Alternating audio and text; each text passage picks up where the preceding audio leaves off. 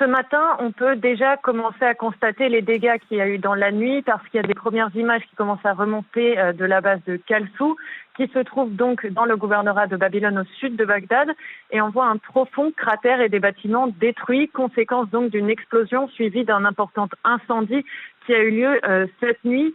Cette base de Kalsou, c'est une base militaire qui abrite entre autres les forces de mobilisation populaire.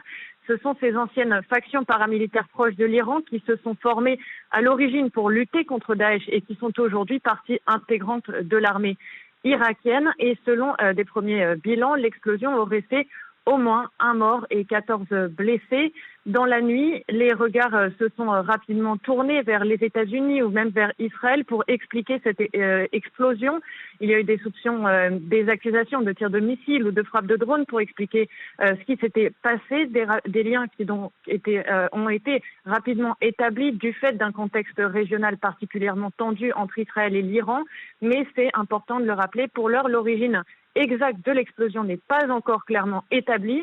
Et vous l'avez dit, effectivement, les États-Unis et les forces de la coalition internationale ont rapidement affirmé n'avoir aucun lien avec les événements de la nuit. Et s'il s'agissait d'une attaque, pour l'heure, elle n'a pas encore été revendiquée.